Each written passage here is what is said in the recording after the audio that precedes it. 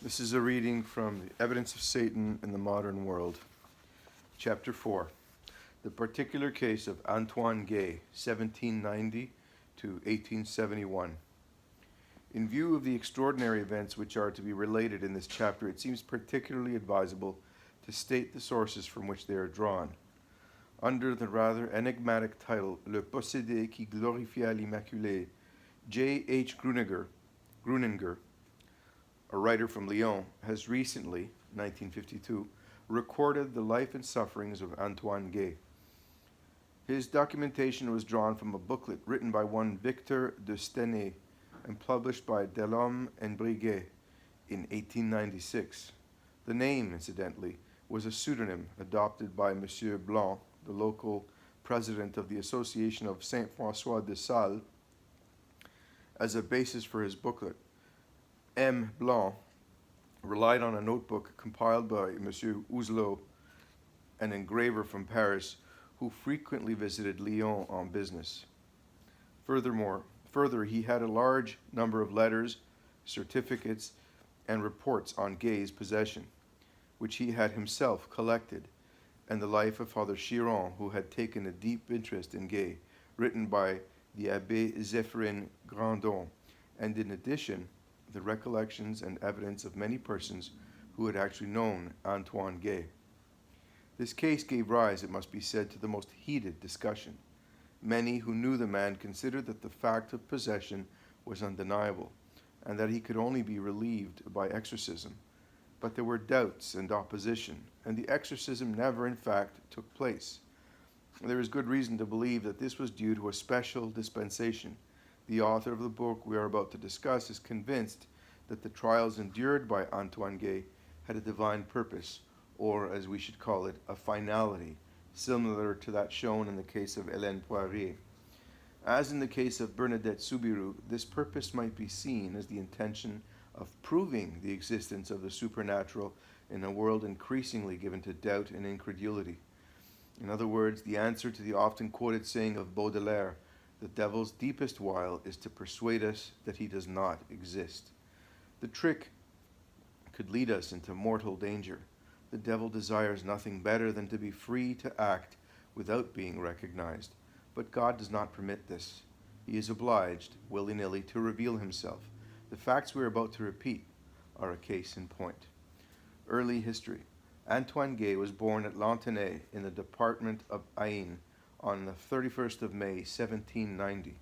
He was baptized the next day, and we have his certificate of baptism, which records that his father was notaire royal, or public notary, at Lantenay, a little village in the canton of Breno, in the district of Nantua. The boy received a very sketchy elementary education, but became an excellent carpenter, and after doing his military service under the First Empire, settled in Lyon. As a man, he was reasonably good-looking, tall, dark, and with regular features, expressive of gentleness and calm. The anti-clerical outbursts of the French Revolution had no effect on his religious development. He was very pious, and even in early youth had cherished the desire to become a monk. For unknown reasons, his entry into a monastery had to be postponed, and it was only in 1836, when he was 46, that he applied for admission to the Abbey of La Trappe d'Aiguebelle, to which he was admitted as a lay brother. He was obliged to leave as the result of a nervous disorder, whose true character was not yet apparent. Those who came to know him later are convinced that this nervous disorder was none other than possession. The demon that possessed him was to admit later that he had been there for 15 years without anyone, and least of all Gay, knowing anything about it.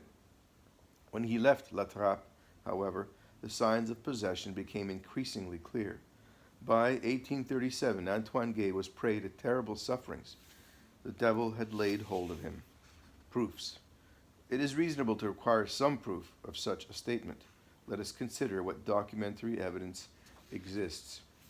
We have, first of all, in Gruninger's book, a copy of the certificate issued by Father Bruneau, former superior of the missionaries of La Salette, and addressed to Monsignor Ginouliac, at the time Bishop of Grenoble, as follows.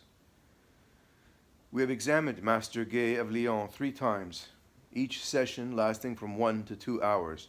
we consider it very probable that this man is possessed by a devil. Our opinion is based on the following grounds. 1. He has disclosed several secret things which he had no means of knowing. 2. There were visible signs of discontent when we pronounced various formulae and prayers of the ritual in Latin. As it is undeniable that Gay does not know Latin, we can only attribute these contortions, which, in view of the circumstances, had something preternatural about them, to the presence of a higher intelligence. 3. We questioned him several times in Latin, and since the replies were made in French through the mouth of Master Gay, this seems to indicate a knowledge of Latin on the part of that higher intelligence. 4. The good faith, virtue, and sincerity of Master Gay are vouched for in numerous testimonials delivered to him by worthy and reliable persons. If these testimonies are true, Gay is not playing tricks. In that case, he must be possessed. However, the conclusion reached by M. Bourneau in this document is only that of great probability. Nevertheless, he continued to follow the case with interest. In a letter written by M. Huzelot to M. Blanc, we find in the following lines: I saw Father Bourneau when he was priest in charge of Vinay. He told me that after having examined M. Gay very carefully, he was convinced that he was truly possessed. A medical certificate. The following is a medical certificate signed by Dr. Pictet on the 12th of November, 1843. We, the undersigned, Doctor of Medicine, residing at the Croix-Rousse, certify that Master Gay was presented to us for examination by the Abbé Collet and by M. Nicot, vicar of the town, in accordance with the instructions of Monsignor, the Cardinal Archbishop of Lyon, that he should be put under medical observation. Having therefore observed M. Gay scrupulously every day for 4 months, at all times and in all situations, such as at church, at Mass, accompanying him whilst he made the Stations of the Cross, in public and personal conversations, at table, on walks, etc., we have not been able to discover the least sign of moral or physical weakness. On the contrary, he enjoys perfect health of body and mind, and uncommon strength of judgment and reasoning, which never shows the least deterioration, not even in the extraordinary crises which occur so frequently and so unexpectedly under the influence of some occult power, which we are naturally unable to detect by medical means, and which activates his body and speaks through his mouth, independently of his will. We certify further that having by prayer and by a total abnegation of ourselves, our science, and our own reason made common cause with M. Gay to implore the assistance of the Holy Spirit, we remain convinced that his extraordinary state can only be attributed to possession. This conviction is reinforced by the fact that during our first interview with M. Gay, that extraordinary thing which speaks through his mouth revealed the inmost secrets of our heart, told us the story of our life from the age of 12 onwards, giving details that are known only to God, our confessor, and ourselves, and we have seen the same thing happen with other persons, many of whom have been converted. Why no exorcism? After such a certificate, it seems more than astonishing that the Archbishop did not see fit to authorize an exorcism. In fact, in spite of all the evidence, this was never done. Taking everything into consideration, one can only conclude that this was the will of God. We should, in fact, accept the repeated assertions of the principal devil that possessed Gay. He never tired of proclaiming, not perhaps without an element of boastfulness common to all devils, this case of possession is the most extraordinary that has ever happened. The extraordinary thing about it was that the devil was there, so to speak, on duty. He was obeying God's orders, and God did not allow him to be driven out for that very reason.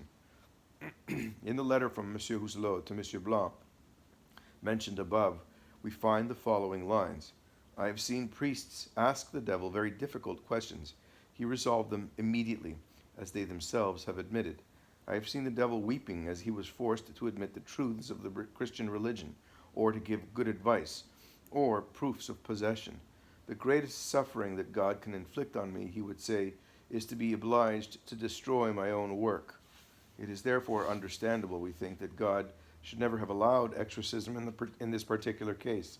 It would almost, if one might presume to say so, have been unjust of God to inflict the torment of exorcism on a devil who was there, although involuntarily, in obedience to divine omnipotence. At any rate, whatever the reason, Gay was certainly never exorcised, in spite of the fact that all who met him were convinced he was possessed. Ups and downs. It should not be assumed that the authorities who witnessed these strange spiritual adventures cherished any feeling of aversion or distrust towards the unhappy Antoine Gay. On the contrary, as Dr. Pictet's certificate shows, they were convinced of his great merits.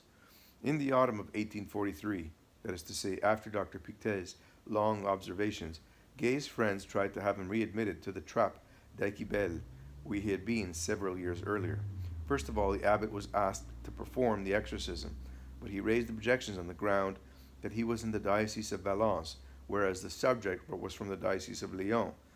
The abbot was nevertheless convinced of the fact of possession and sent Gay to his friends, the almoner of the friars of Privas, in the neighboring Diocese of Viviers. Gay remained there 22 days, in the course of which he gave many indications of possession, but he finally returned to Lyon, no exorcism having taken place. From 1844 to 1847, he was to be found in Lyon at 72 Rue des Maccabées, not far from the church of Saint Irénée. He would sometimes be seen wandering about the town, gesticulating and uttering strange words. One day, he was arrested as a lunatic and taken to the Antiquaille, where he remained 3 months to be released thanks to the kindly intervention of the celebrated Bossan, the future architect of Fourvière. But there was still no exorcism. In 1845, 2 worthy priests had indeed presented Gay to the Archbishop, Monsignor de Bonald, who had received him kindly and promised to make the matter his personal concern. But for no known reason, there it remained. Father Chiron. A new development occurred when Gay found a fresh protector in the person of a very saintly man, Father Marie-Joseph Chiron. Father Chiron, whose memory is venerated throughout the Diocese of Viviers, was particularly suited to the task. He had, in fact, founded a community, one of whose aims was to look after the mentally disturbed. He never believed that Gay was mad, but considered that he was possessed, and resolved to devote himself to helping him insofar as God would permit. Meanwhile, Gay had become a tertiary of the Franciscans, under the name of Brother Joseph Marie. In 1850, Father Chiron left with him for the monastery of Vernet-les-Bains in the Diocese of Perpignan, in order to present him to the bishop and obtain permission to exorcise him. Again, this did not take place, and no one knows why, unless we accept the hypothesis that the devil was actually there on duty. During this journey, there occurred an episode which sheds some light on a mysterious world. The dispute at Perpignan. In Perpignan, Father Chiron was taking an interest in a woman with 3 children who had been possessed for 20 years. A whole parish had seen her running at great speed at a level about 2 feet from the ground, a performance which we find repeated by another possessed woman. Whilst Father Chiron was in the woman's house, he was shown another unfortunate woman nicknamed Chiquette, but whose real name was the Catalan for Françoise. Chiquette, who was 36, was dumb, but she was possessed by a devil called Modeste, who was far from dumb. A dispute of extreme violence immediately arose between Modeste and Isacaron, the devil who inhabited Gay. Father Chiron has related the story himself. No sooner had he encountered the presence of Isacaron than a remarkably violent dialogue arose between the 2 fallen angels. The 2 devils sounded like mad dogs. They spoke a totally unknown language very softly, and we understood nothing. I was later informed by Isacaron, who translated the dispute for me, that it was on a question of precedence as to which was the greater of the 2. They insulted and poured scorn on each other.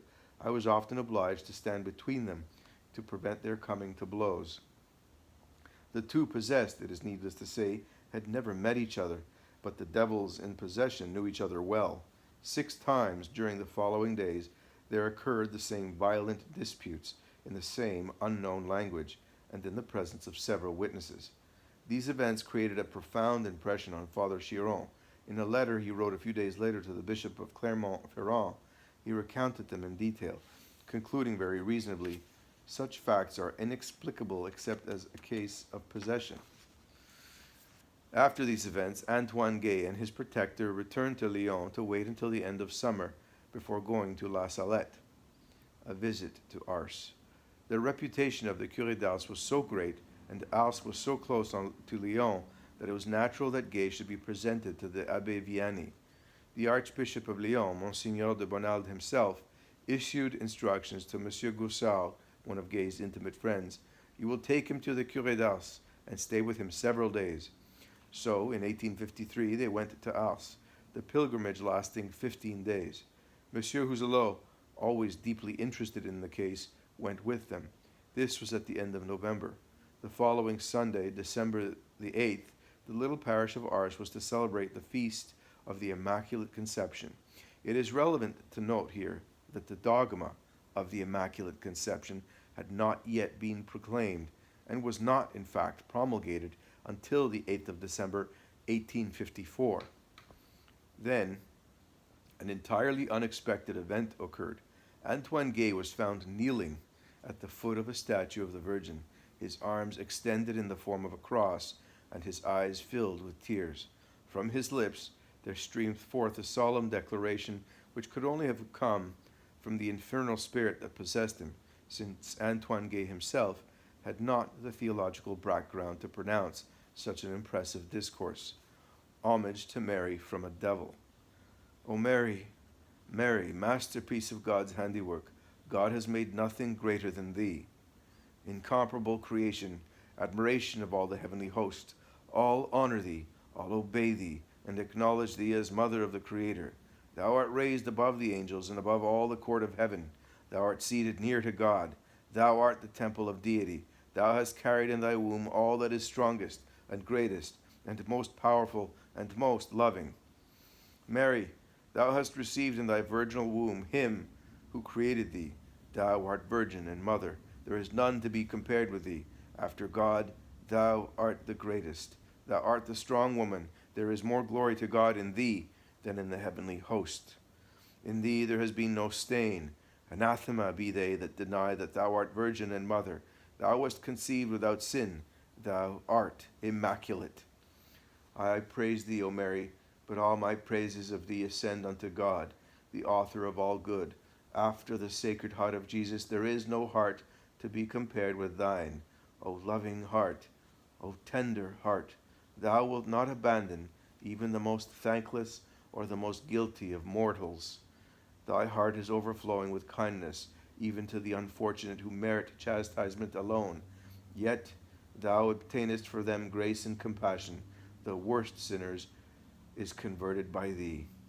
The worst of sinners is converted by thee. Oh, if all the inhabitants of the earth should know thee, if they could understand thy tenderness, thy power, thy goodness, not one of them should perish. All that turn to thee in trust and hope, and pray to thee continually, whatever their state may be, thou wilt save them. Thou wilt bless them eternally. I am compelled to humble myself at thy feet, and implore thy pardon for all the outrages I inflict on the one I possess. I confess today, one of the most solemn feasts of the whole year, that thy divine Son compels me to say that it is the most solemn of all the feasts. Thus spoke Isacaron, the devil of impurity, through the mouth of Antoine Gay, and the words were noted by Monsieur Houzelot, who has handed them down. After this enforced confession, we understand more clearly why Mary, 5 years later, should have answered Bernadette's plea to reveal her name by saying, I am the Immaculate Conception. The Abbé Tocanier, assistant to the saintly Curé d'Ars, was present when this memorable panegyric to the Blessed Virgin was pronounced by Isacaron. It occurred to Monsieur Houzelot to ask Isacaron to dictate more slowly all that he had said so that he could write it down, and the devil complied. The Abbé Tocanier could not conceal his emotion. There has been nothing like it since the fathers of the Church, he declared to the onlookers. Incidentally, on another occasion, he he undertook a theological discussion with the devil and was amazed at his capacity for close and accurate reasoning in the most orthodox terms. Still no exorcism. The possessed man had, however, come to Ars with the hope of being delivered of his troubles. It was hoped that the saint would be able to exercise the same power over Antoine Gay as he had done over so many others. Although at this time the Abbé Vianney was much in request and difficult to approach, Antoine Gay was brought to him several times, and the curé took him into his house. One evening in particular, the good curé was astonished to see Antoine Gay fall down suddenly at his feet, as if he had been brutally struck down by some unknown force. But at the same time, the possessed man shook his fist at him and shouted at him in threatening tones, "Vianney, you are a thief! You are stealing from us the souls we had such difficulty in winning." On hearing this, the saint was content to make the sign of the cross over Gay's head. The devil was heard to utter a cry of horror. However, it was decided that exorcism should take place. The curé was totally convinced that he was really dealing with a case of possession. At his request, the Abbé Goussard therefore went back to ask Cardinal de Bonald for permission to employ exorcism. The curé d'Ars replied, "The archbishop has no need of my permission. He knows very well that I grant it, or he should perhaps approach Monseigneur de Belly." Without delay, the Abbé Tocanier wrote to Monseigneur Chalandon, then Bishop of Belly, and immediately received the required permission. And yet, exorcism was once again postponed and finally omitted. Why? The curé d'Ars felt it would be better to perform the ceremony with great solemnity at Fourvière in the sanctuary of the Blessed Virgin. But time passed, and no decision to this effect was made. Antoine Gay was taken back to Lyon without having been delivered from his intolerable companion. Here again it is difficult not to believe that God did not wish for any termination. Firstly, Antoine Gay was steadily gaining in spirituality by means of this ordeal, and secondly, the devil within him had to complete the task he had been assigned. Let us consider the first point. A page from Saint Grignon de Montfort. It may at first seem astonishing to find a devil such as the one that possessed Antoine Gay accepting so humbly the role of pronouncing a solemn eulogy of the Blessed Virgin, both at Ars and on several other occasions during the 40 years he tormented the unfortunate man. But it is sufficient to recall the remarks of Saint Louis Grignon de Montfort in his celebrated treatise concerning true devotion to the Blessed Virgin. Speaking of the hostility between Mary and Satan, the saint writes, "God has only fashioned and shaped one enmity, and that an irreconcilable one which will endure and even increase until the end. It is that between the Virgin Mary and the devil, between the children and servants of the Blessed Virgin and the children and accomplices of Satan, so that the most terrible of the enemies of Satan, created by God, is Mary, his blessed mother. Even from the days of the earthly paradise, when she was still only a thought in the mind of God, he endowed her with so much hatred of this accursed enemy of God, so much concern to expose the malice of this old serpent, so much strength to overcome, cast down, and trample on his impious pride, that the devil fears her more, not only than men and angels, but in a certain sense than God himself. It is not that the wrath, the power, and the hatred of God are not infinitely greater than those of the Blessed Virgin, since Mary's perfections are limited. It is because, in the first place, Satan, being proud, suffers infinitely more from being overcome and punished by the little, humble servant of God, her humiliating him more than the divine power, and secondly, because God has given Mary such great power over devils that, as they have often been obliged to admit, in spite of themselves, through the mouths of possessed persons, they are more afraid of one of her size of grief over some poor soul than of the prayers of the saints, and more daunted by a single threat from her than by all other torments. Locke Sit, number 52. And this is precisely what we have heard confirmed by the words of Antoine Gay, the mouthpiece of the devil Isacaron. We shall now here further evidence from the same personage in the role imposed on him by Providence. A pathetic struggle. Those who heard Antoine Gay, and they were many, have all confirmed that he gave evidence of a strange duality. This duality was not only between him and the devil that possessed him, but also between the various modes of speech used by that devil himself. It was easy to distinguish the natural tones of the true Antoine Gay. He always expressed himself in a gentle voice, slowly and with obvious goodness, and always in terms of the utmost courtesy. When the principal of the three devils who had taken up their abode in him spoke, that is, Isacaron, his voice became curt, imperious, and passionate. He adopted a tone of authority, addressing everyone as tu, without compromise or discrimination, even if he were addressing the highest dignitaries of the church. In the words he used, however, one could distinguish two quite different scales of values. Sometimes he spoke, as one might say, in his capacity as devil, which was indeed necessary so that his nature might be known, and then he would display his rage by grinding his teeth and blaspheming horribly. His hideousness was reflected in the features of the possessed man, and all who saw him in this state affirmed that he was hateful both to hear and to look at.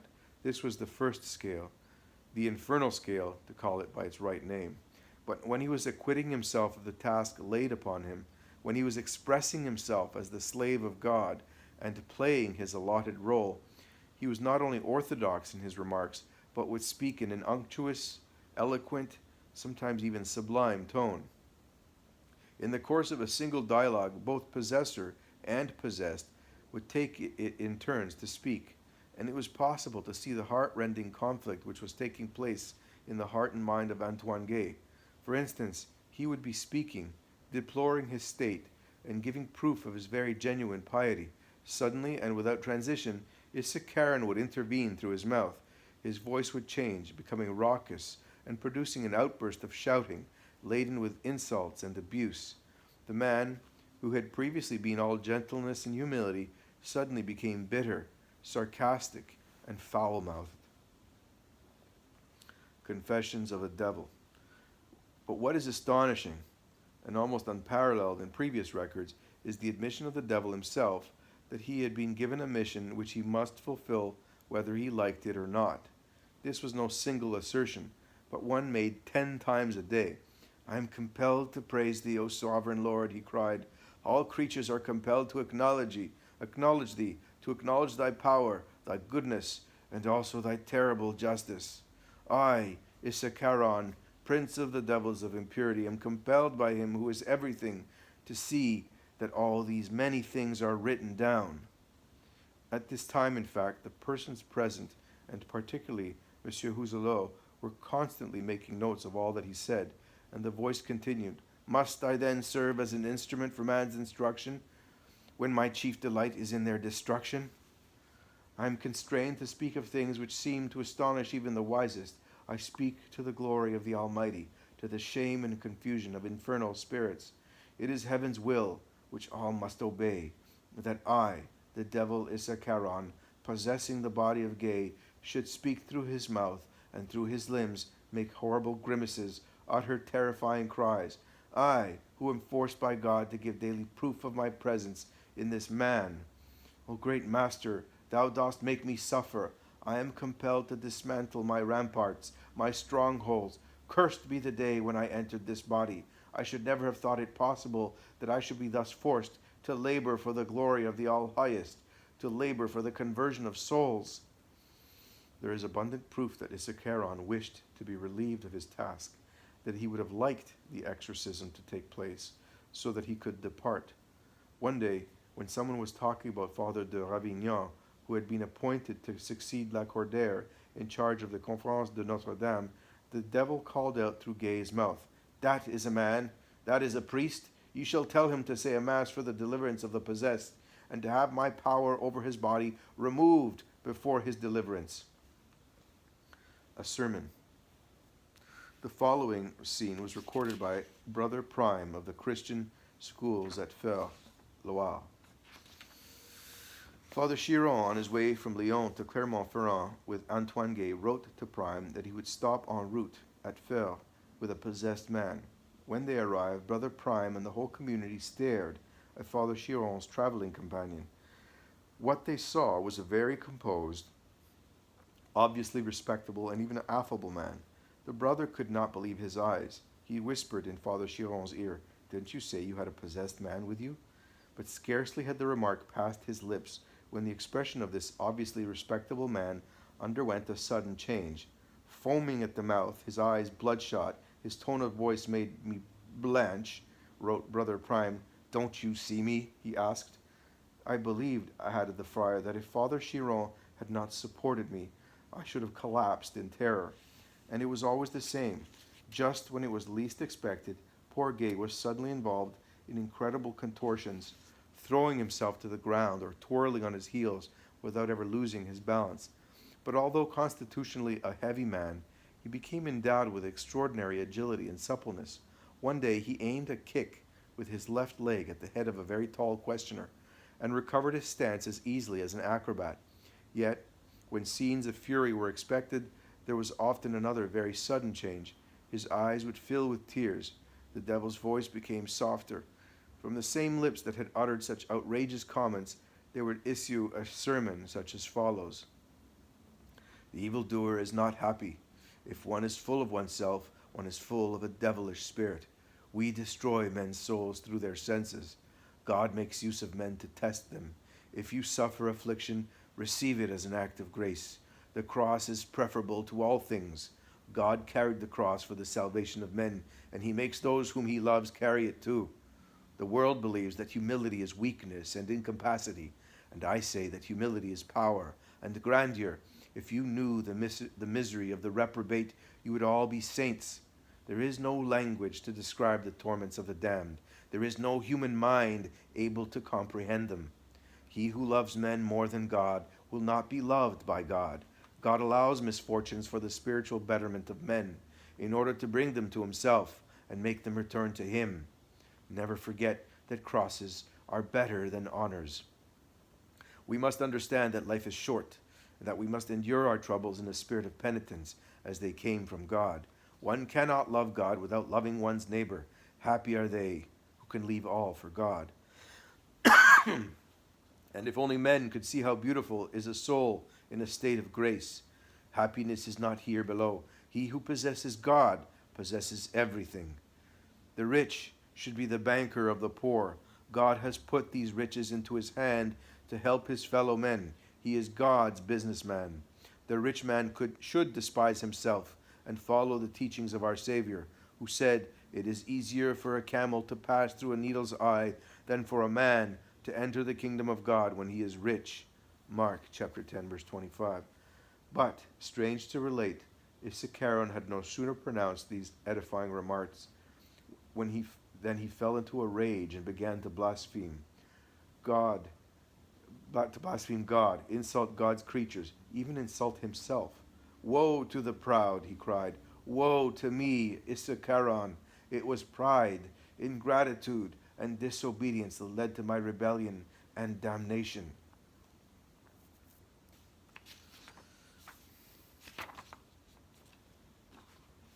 I'll have to stop there.